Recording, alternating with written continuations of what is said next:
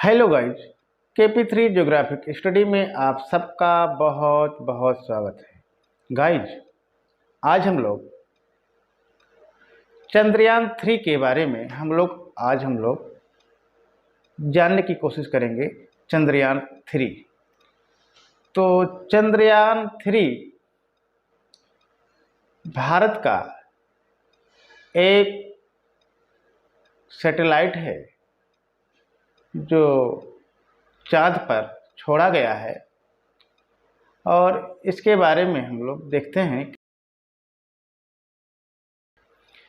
चंद्रयान 3 कब लॉन्च हुआ? चंद्रयान 3 14 जुलाई 2023 को लॉन्च हुआ। कहाँ से लॉन्च हुआ? चंद्रयान 3 14 जुलाई 2023 को आंध्र प्रदेश राज्य के श्रीहरिकोटा स्थित सतीश धवन केंद्र या कह लीजिए सतीश धवन अंतरिक्ष केंद्र से दोपहर 2:35 पर लॉन्च किया गया। चंद्रयान 3 को बनाने में या पूरा इसका खर्चा 615 करोड़ की लागत इसकी आई और चंद्रयान 3 को सफलतापूर्वक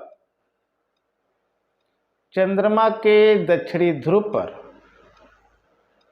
या कह लीजिए चाँद के दक्षिणी ध्रुव की सतह पर 23 अगस्त 2023 को सायं 6:04 पर पहुंच गया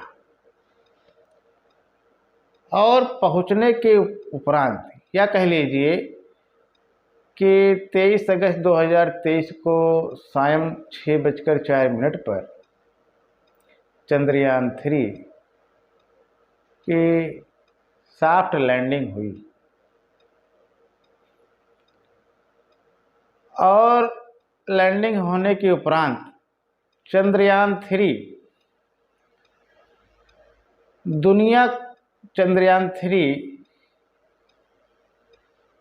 की सफलता से भारत दुनिया का पहला देश बन गया जिसका अभियान चाँद की दक्षिणी ध्रुव पर उतरा या कह लीजिए दक्षिणी ध्रुव पर पहुंचने वाला चंद्रयान 3 दुनिया का पहला अंतरिक्ष अभियान है। इसके पहले रूस, अमेरिका और चीन का अभियान चाँद पर सफलतापूर्वक पहुंच चुका है, लेकिन दक्षिणी ध्रुव पर पहुंचने वाला चंद्रयान 3 दुनिया का पहला अंतरिक्ष अभियान है। जिस समय इसकी लैंडिंग हो रही थी 70 लाख लोगों ने इसे लाइव देखा। एक समय तो 42 लाख लोग लाइव थे, फिर एक समय 70 लाख लोगों ने इसकी लैंडिंग होते हुए इसको लाइव देखा। आगे चलते हैं, आगे हम लोग और भी जानने की कोशिश करते हैं कि चंद्रयान 3 को भेजने में लगभग 40 दिन लग गया। इतना लंबा समय क्यों लगा, इसके बारे में भी हम लोग जान लेते हैं। इतना लंबा समय इसलिए लगा कि चंद्रयान 3 पे इसका पेलोड बहुत भारी था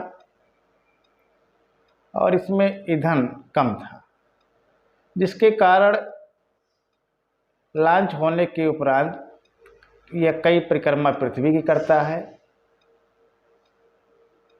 पृथ्वी की ऑर्बिट का सहारा लेता है, फिर उसके बाद चंद्रमा की ऑर्बिट का सहारा लेते हुए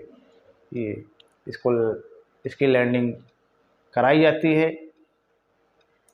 आगे चलते हैं, आगे हम लोग जानेंगे कि 2008 में चंद्रयान-1 भेजा गया था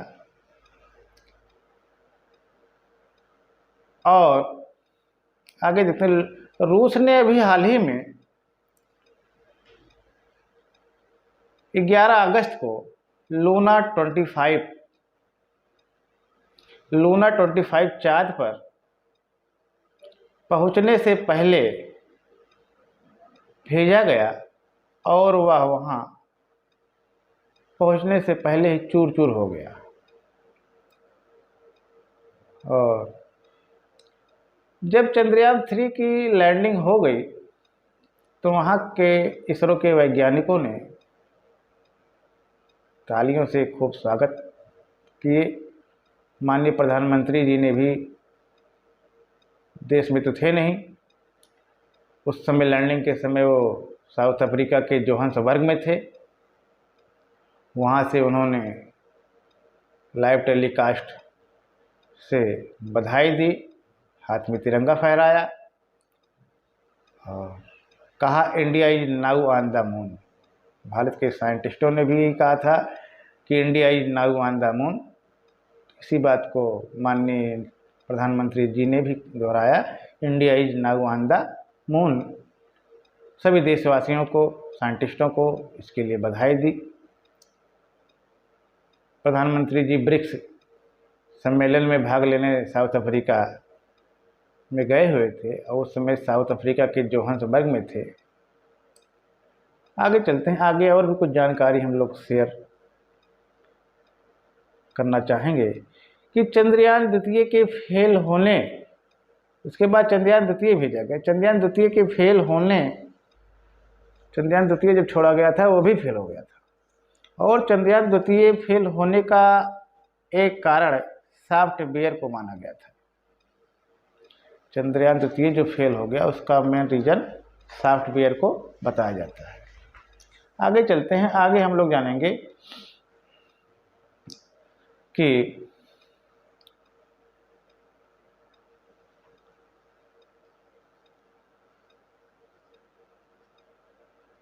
बीसवीं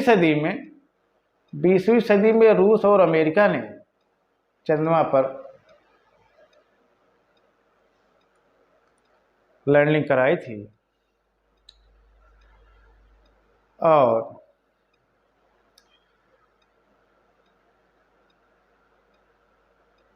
21वीं सदी में, या कह लीजिए 21वीं सदी में, चांद पर 2 ही अभियान सफलतापूर्वक पहुंचे। उसके बाद चीन, उसके बाद अब भारत पहुंच गया है। 20वीं सदी रूस और अमेरिका ने चांद पर उपग्रह भेजकर दुनिया को हैरान कर दिया था। 5 नवंबर 2013 को मनमोहन सिंह जी की सरकार ने मंगलयान छोड़ा और सितंबर 2014 में जब मंगलयान मंगल की कक्षा में प्रवेश कर रहा था, प्रधानमंत्री नरेंद्र मोदी जी इसरो सेंटर पर पहुंच गए थे और इस प्रकार से ये चंद्रमा पर पहुंचने का अभियान बड़ा ही रोचक रहा है। अपोलो 11 जब भेजा गया था तो अपोलो 11 जब चांद पर उतरा तो चांद पर सबसे पहले कदम रखने वाले नील आर्मस्ट्रांग पहुंचे थे और उनके साथ में एल्विन एल्ड्रिन थे। वहाँ से कुछ मिट्टी भी लाए थे। इन खोज करने के चक्कर में वहाँ से कुछ मिट्टी 21-22 किलो के आसपास वहाँ से मिट्टी भी लेके आए थे कि इसका निरीक्षण किया जाएगा, इसकी जांच की जाएगी। उसके बाद काफ़ी समय तक ये चंद्रमा पर पहुंचने का क्रम बंद रहा और भविष्य में भारत से जो अगली तैयारी है गगनयान की, भविष्य में चाँद पर पहुंचने की, या कह लीजिए भविष्य में जो अगली तैयारी बनाई जा रही है मानव को चाँद पर भेजने की, भारत अगली योजना गगनयान के माध्यम से मानव को चाँद पर भेजने की तैयारी कर रहा है। इसकी प्लानिंग 2022 में ही थी कि इसको भेज दिया जाएगा, लेकिन ये तो टाल दिया गया। 2025 तक इसका लक्ष्य बनाया गया है कि 2025 तक गगनयान से हम लोग मानव को चाँद पर उतारेंगे। और ये गगनयान भारत और रूस का साझीदार है, माने दोनों लोग मिल करके इस योजना को आगे बढ़ाएंगे। और आगे चलते हैं, आगे और भी काफ़ी चीज़ को जानने की कोशिश करते हैं कि अंतरिक्ष में जाने वाला पहला व्यक्ति कौन था। आइए इसको भी जानते हैं कि अंतरिक्ष में जाने वाला दुनिया का पहला व्यक्ति यूरी गागरिन था। और भारत से अंतरिक्ष में जाने वाले पहले व्यक्ति, अंतरिक्ष में जाने वाले पहले भारतीय राकेश शर्मा थे। और अंतरिक्ष में जाने वाले प्रथम भारतीय महिला, अंतरिक्ष में जाने वाली पहली भारतीय महिला कल्पना चावला थी, जो पहली बार गई और उसके बाद वापस आ गई। लेकिन जब दूसरी बार गई तो उनका जो शटलयान था वो दुर्घटनाग्रस्त हो गया। 6 लोग सवार थे उसमें, 6 के 6 मारे गए और उतरने के कुछ सेकंड में ही ये घटना घटित हुई। आगे चलते हैं, आगे हम लोग जानेंगे कि अंतरिक्ष में, या कह लीजिए स्पेस में सबसे ज़्यादा समय तक रहने वाली महिला भी भारतीय मूल की थी, जिसका नाम सुनीता विलियम्स है। सबसे अधिक समय तक स्पेस पर वॉक करने वाली महिला सुनीता विलियम्स थी। और इसके साथ साथ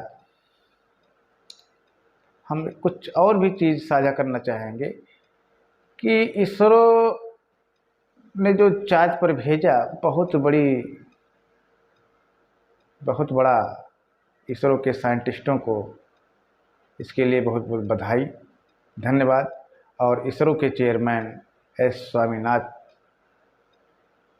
जी को बहुत बहुत बधाई, साधुवाद। सारे साइंटिस्टों को, देशवासियों की तरफ से बहुत बहुत बधाई, ढेर सारी शुभकामनाएं। साथियों, चंद्रमा अपने आप में एक रहस्यमय खुद है। चंद्रमा की जो परिक्रमण और परिभ्रमण, या कह लीजिए रोटेशन और रिवोल्यूशन, दोनों लगभग समान है। चंद्रमा पर अपनी धुरी पर घूमना और पृथ्वी के चारों ओर परिक्रमा करना, रोटेशन और रिवोल्यूशन, परिक्रमण और परिभ्रमण गति दोनों लगभग समान है। चंद्रमा का एक महीना, जो लगभग 1 महीने में पृथ्वी के चारों ओर परिक्रमा करता है, और उसका 1 महीना 1 दिन के बराबर होता है। यानी वहाँ 14 पृथ्वी का 14 दिन वहाँ का 1 दिन के बराबर होता है, और 14 रात वहाँ की 1 रात के बराबर होती है। यानी 1 महीने में 1 दिन और 1 रात होते हैं। 14 दिन की 1 रात, 14 दिन का 1 दिन वहाँ पे होता है। इस प्रकार से दिन का टेम्परेचर दिन का टेम्परेचर वहाँ बहुत अधिक हो जाता है, 245-250 के आसपास पहुँच जाता है। और रात का टेम्परेचर -240, 245, 250 तक पहुँच जाता है। इस प्रकार से वहाँ पर परिस्थितियाँ बहुत विपरीत देखने को मिलती हैं। इसके बावजूद भी हमारे देश या दुनिया के साइंटिस्ट इस प्रयास में लगे हुए हैं, जिज्ञासा और कौतूहल में लगे हुए हैं कि आगे कुछ ऐसा एविडेंस मिले जिस पे मानव का रहने के अनुकूल यदि वातावरण बन सके तो चाँद पर बसा जा सके। इस तरह की सोच लोगों में बनी हुई है, और जब हमारे देश के साइंटिस्टों की इस तरह की सोच बनी हुई है तो देश के सभी बच्चों को भी प्रोग्रेसिव और क्रिएटिव मानसिकता का होना चाहिए कि वो भी जम के पढ़ें लिखें और साइंटिस्ट बन कर के जी दुनिया में अपना नाम रोशन करें, नई नई रिसर्च, नई नई खोज जारी रखें, जिससे अपने देश का, अपने परिवार का नाम रोशन हो सके। इसी के साथ आज यहीं तक। बहुत बहुत धन्यवाद।